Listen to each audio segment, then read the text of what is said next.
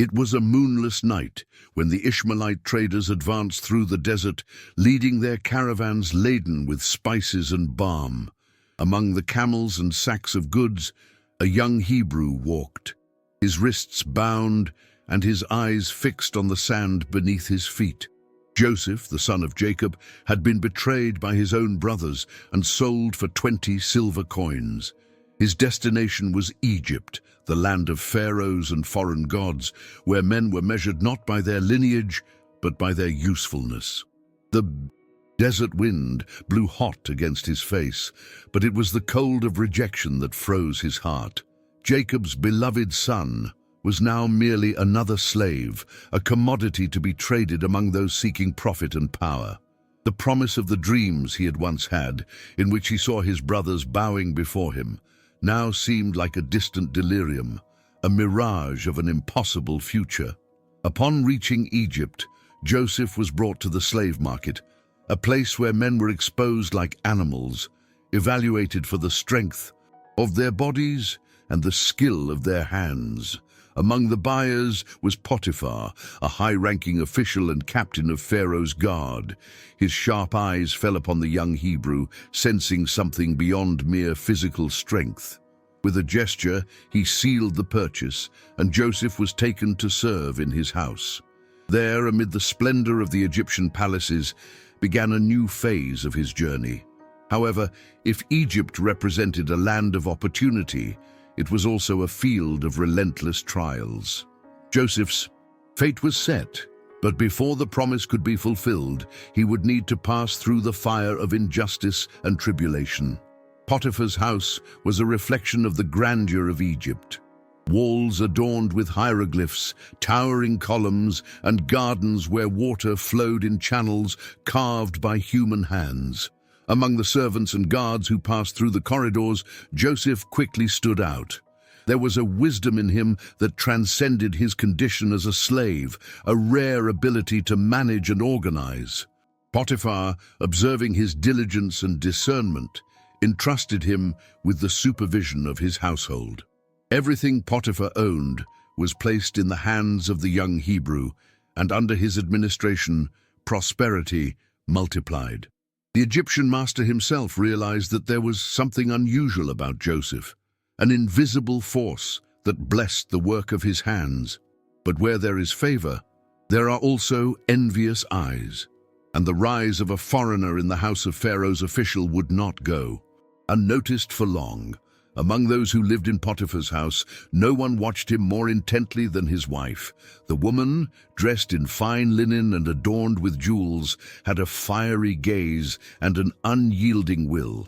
Her eyes rested on Joseph with increasing desire, and day by day her intentions became bolder.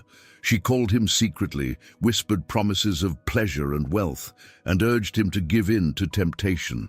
But Joseph, faithful not only to his earthly master but to the God of his fathers, refused. He knew the schemes of the powerful.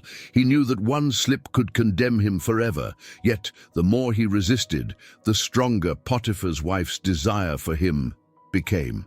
Until one day, in a gesture of desperation and fury, she grabbed his clothes, forcing him to choose between honor and survival. Joseph hesitated not at all. In a swift motion, he freed himself from the clothes she held and fled the room, leaving behind the echo of his hurried steps and the fury of an unacceptable rejection.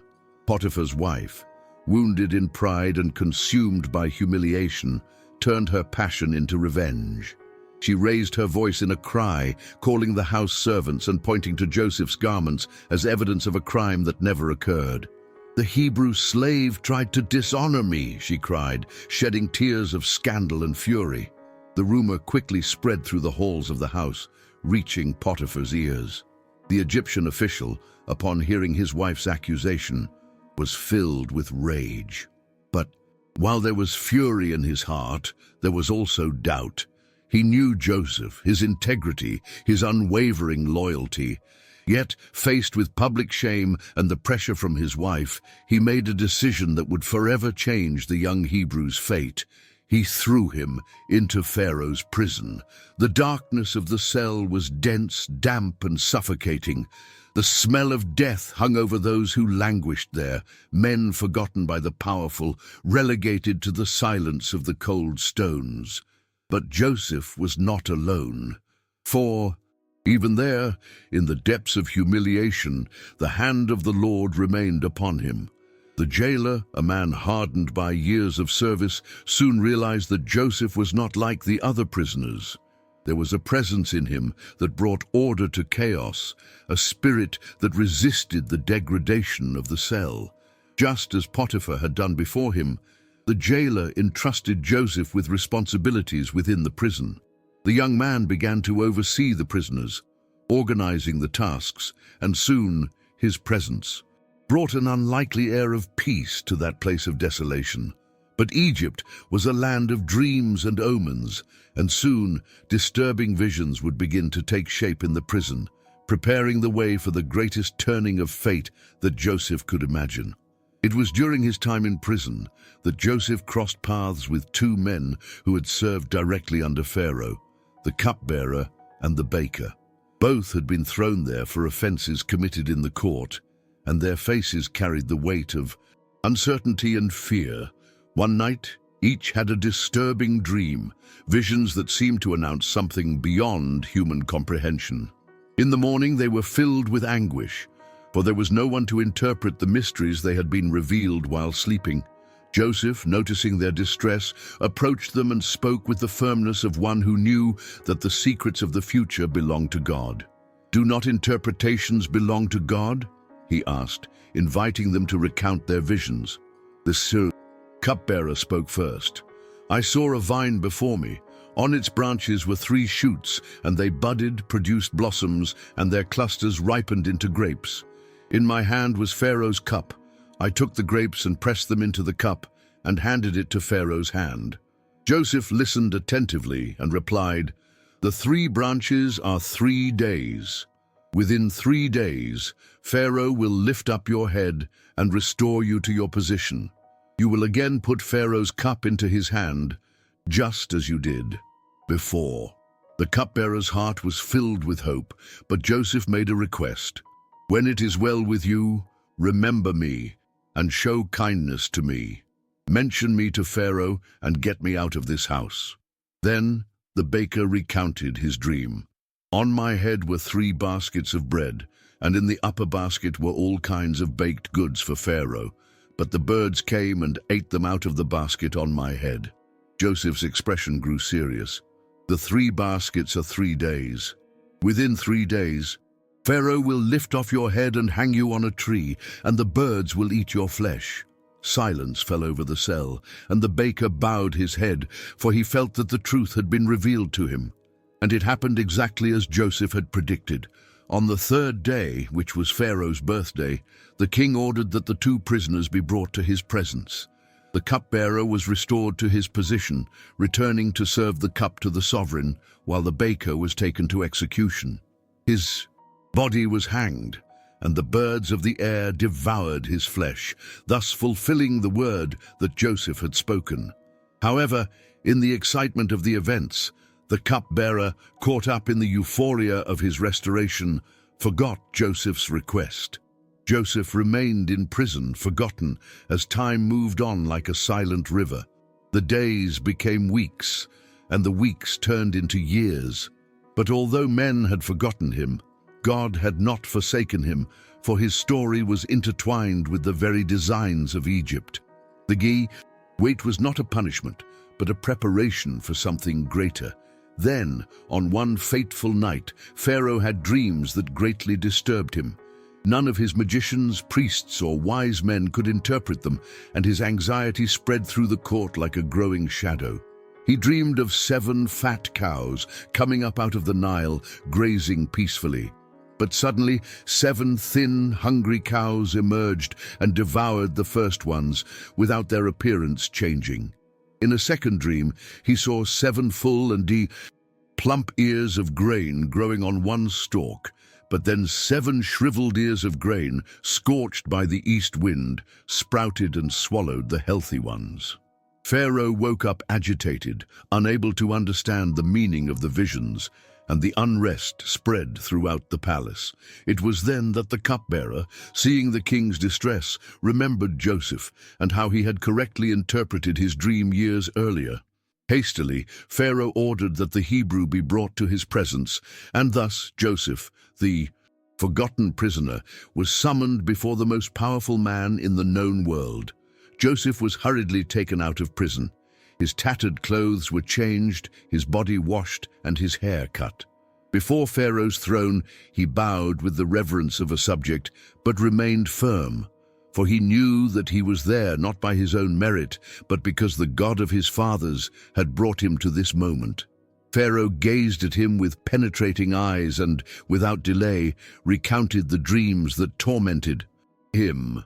Egypt's wise men had failed to decipher their meaning, but the Hebrew, a mere prisoner, claimed that the interpretation did not belong to him, but to the Most High. The court remained silent, and all eyes were fixed on the young foreigner. In a firm voice, Joseph declared, "The dreams of Pharaoh are one and the same. God has revealed to Pharaoh what is to come. There will be 7 years of great abundance over the whole land of Egypt, followed by 7 years of devastating famine.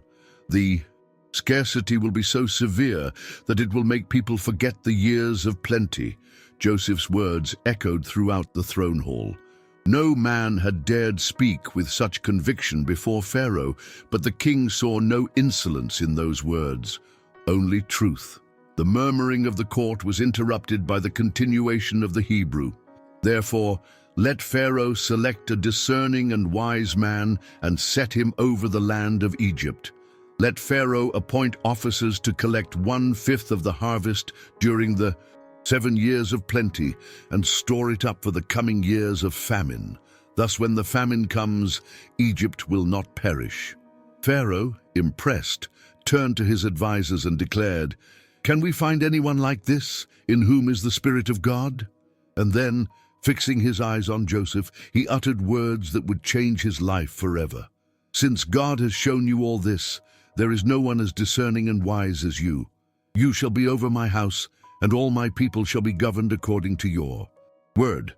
Only in the throne will I be greater than you." And so, before the court of Egypt, Joseph, the Hebrew slave, was invested with the authority of a prince. Pharaoh removed his own ring with the royal seal and placed it in Joseph's hand, symbolizing that his word would carry the weight of the king's command. He was clothed in fine linen and adorned with a gold chain around his neck, a sign of his new position. He was given a second chariot, which traversed the streets with heralds crying, "Before him, bow the knee, this is the governor of Egypt." What had once been despised and sold as merchandise now commanded one of the world's most powerful nations. However, Joseph knew it was not by chance. Those who had betrayed him thought they were burying his hope, but God was only planting him so that he might bear fruit in the right time. The land of his humiliation had become the stage for his exaltation. Faithful to the wisdom that God had granted him, Joseph immediately began preparations for the years of famine. During the 7 years of plenty, he traveled throughout the cities of Egypt, overseeing the construction of massive granaries where the grain was stored. With each harvest, he collected 1/5 and stored it diligently, so that when the years of plenty ended, Egypt would be ready to face the drought. And so it happened. The fields that once flourished began to grow barren, and the sky, which had once poured out its generous rain, closed in silence. The famine advanced with relentless claws, not only over Egypt, but over all the neighboring lands. Entire nations cried out for food, and where did their eyes turn? To Egypt, where Joseph, the humiliated servant, was now the administrator of life. The Lord had turned his pain into purpose, and those who had once despised him were now forced to seek refuge at the table he had prepared. As the famine spread beyond Egypt's borders, reaching Canaan, Jacob and his sons felt the weight of the scarcity. The old patriarch, already bent with age and the sorrow of losing Joseph, learned that there was food in Egypt and ordered his sons to go and buy grain. Thus, the brothers of Joseph, who had once conspired against him, went down to Egypt, unaware that they were about to bow before the one they had betrayed. Upon reaching the royal granary, they were brought before the governor, whose appearance and demeanor were so different from the brother they had sold that they did not recognize him. But Joseph recognized them immediately. His heart stirred when he saw them bowing before him, fulfilling the dream he had had in his youth. However, instead of revealing himself immediately, he decided to test them, for he wanted to see if time had changed their hearts or if they were still the same cruel and jealous men of before. With a firm voice and a stern look, Joseph accused them of being spies who had come to search the weakness of Egypt. The brothers, filled with fear, protested, saying they were sons of one man and had only come to buy food. They spoke of their younger brother Benjamin and another brother who was no more. Their words hit Joseph like an invisible blade, but he did not show his emotion. Instead, he ordered them to bring Benjamin to Egypt to prove that they were telling the truth. To ensure their return, he kept Simeon as a hostage and filled each of their sacks with grain, secretly returning the money they had brought. As they left, the brothers were troubled, for they felt that the hand of God weighed upon them for the wrong they had done to Joseph years before. But the true judgment was still to come. Upon returning to Canaan, the brothers told Jacob everything.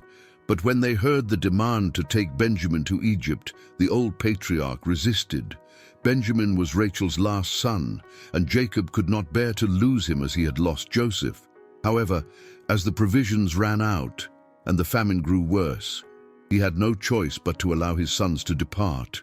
Again, this time, Judah took responsibility upon himself, swearing to his father that he would bring Benjamin back safely.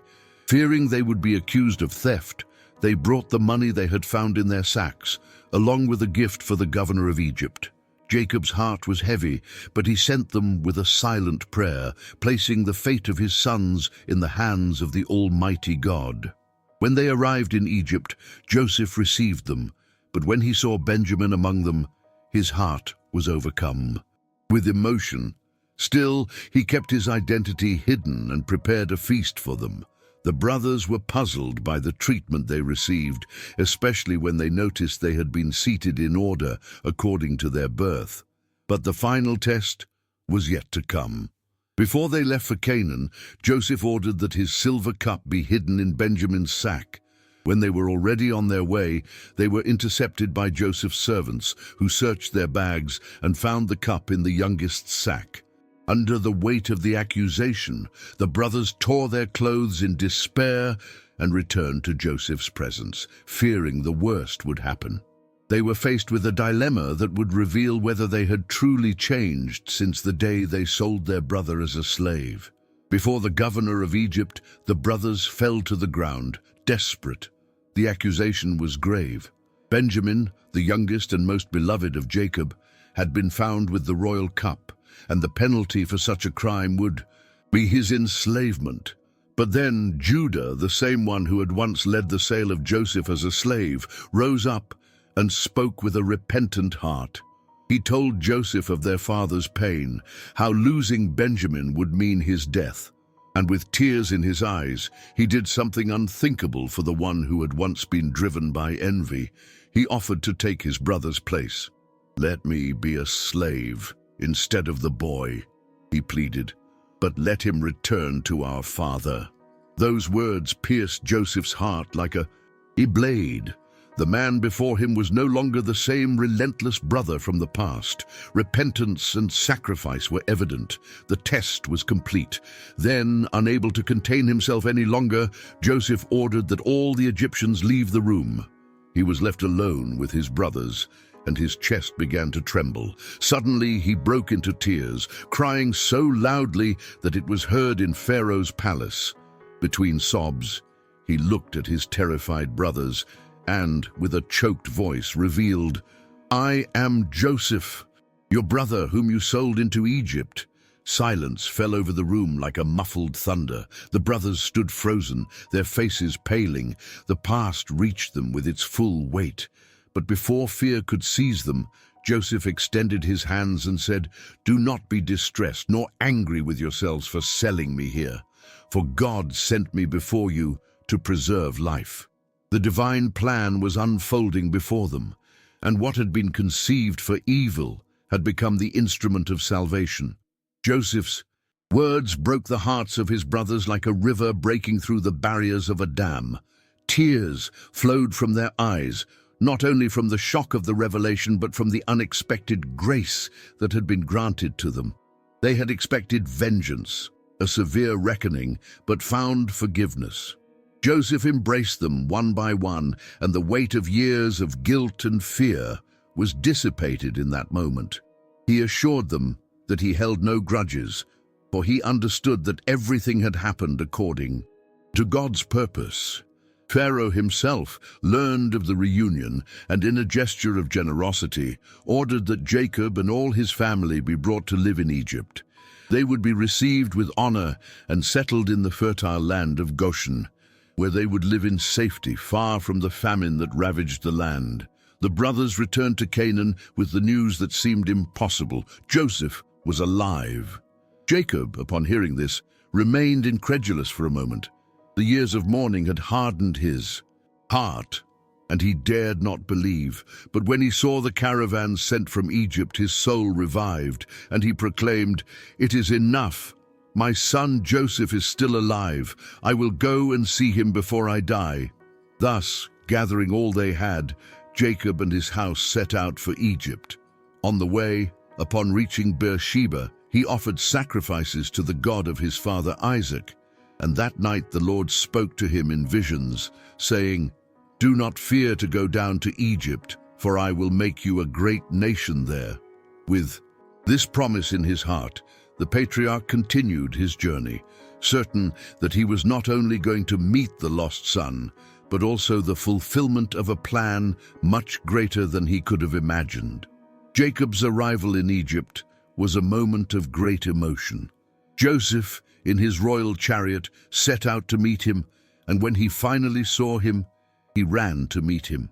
The young man who had once been torn from his family now embraced his elderly father, and they both wept longingly. Time and distance had not erased the love that bound them. Jacob, already advanced in years, looked at his son and said, "Now I can die in peace, for I have seen your face, and know that you are still alive." But Joseph knew that his story did not end there. There was a new phase for his family, a chapter that would unite them to Egypt and make them part of the divine plan. He took Jacob before Pharaoh, and the patriarch blessed the king, recognizing that God's goodness extended even to that foreign land. The children of Israel were established in the land of Goshen, where they prospered and multiplied. Pharaoh's favor toward Joseph extended to his family, and they found security amid the crisis that ravaged the world. Meanwhile, the famine continued to devastate the surrounding nations.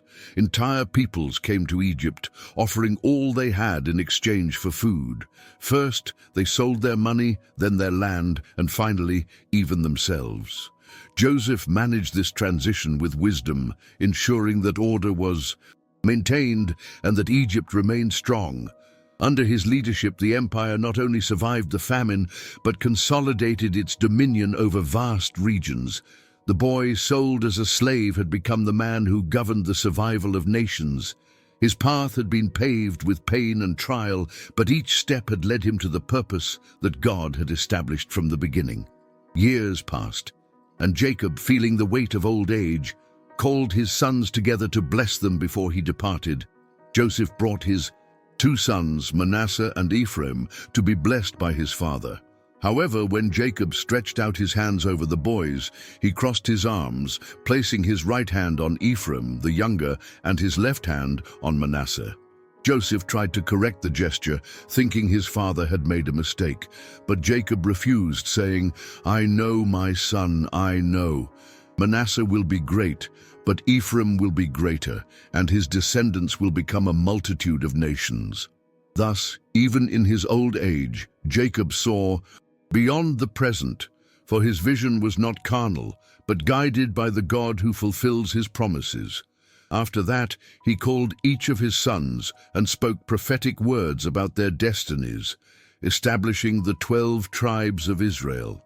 When Jacob died, he was embalmed according to Egyptian customs and transported to Canaan, as he had requested.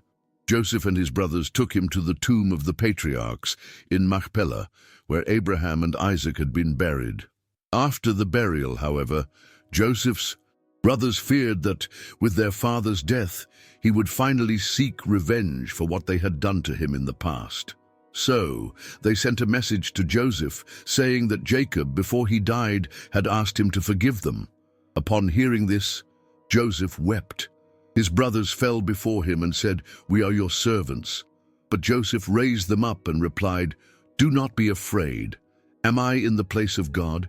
You intended to harm me, but God intended it for good, to accomplish what is now being done, the saving of many lives." With these words, fear and guilt were dispelled once and for all, and the family remained united in Egypt. Joseph's reign in Egypt was marked by wisdom and justice, but also by the constant reminder that his greatness had not been a product of his own strength. Every victory, every success, every act of providence came from the Lord, who had guided him through adversity. He looked at his family, now prosperous in the land of Goshen, and saw the fulfillment of the promises made to his father. Even as governor of Egypt, Joseph never forgot his roots and the struggles that had shaped him. Over the years, he remained faithful to his faith, instructing his sons and the sons of his brothers in the ways of God. When death came to Joseph, he was at peace, for he knew his mission had been fulfilled. Before he passed away, he made the children of Israel swear that when God delivered them from Egypt, they would take his bones back to the promised land. He knew that just as he had been raised from the pit, so too would the nation of Israel be raised out of Egypt. Joseph died at the age of 110, and he was embalmed according to Egyptian custom. His remains were placed in a sarcophagus, kept until the time of the Exodus, when, under Moses' leadership, the people of Israel departed for the promised land.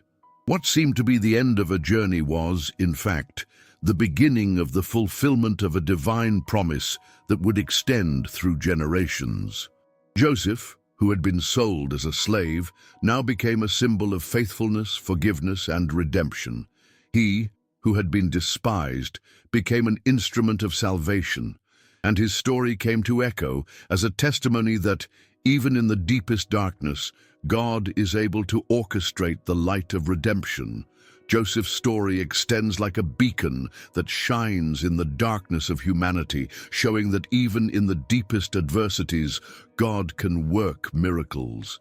He was the man who, through his humility, forgiveness, and faithfulness to God, not only saved his family, but also saved entire nations from famine and destruction. His life, full of challenges, became an example of how evil, even when planned by the hands of men, can be redirected for the greater good of God's plan. Joseph never sought vengeance. On the contrary, he used his power for reconciliation, and it was through that reconciliation that the nation of Israel would prosper in a distant future until the moment of the Exodus, when their people, finally free, would march toward freedom. In the years that followed, the words of Joseph would remain in the minds of the Israelites. "You intended to harm me, but God intended it for good." This reminder would become a cornerstone of the faith of the people of Israel, for it taught absolute trust in God's plans, even when the paths seemed dark and hopeless. Joseph's legacy, the man who rose from the depths of prison to greatness, a forgiver and wise, spread through generations as a story that would cross centuries and echo in the hearts of all those who seek to live with unwavering faith, even in the face of adversity. And so, the cycle of Joseph's life closes, but his story continues to reverberate, not only on the pages of the Bible, but in the hearts of all who seek to understand divine providence and the redemption that emerges from the most difficult trials. He, a man who moved from slavery to governance, from betrayal to forgiveness, from pain to exaltation, became a symbol of the greatness of God's plan for humanity. His life reveals that even in the darkest moment, God is present, preparing us for something beyond what we can see, something that surpasses our understanding. Joseph, the governor, the son, the brother, the forgiver, continues to inspire all who seek to live with faith, trust, and unconditional love.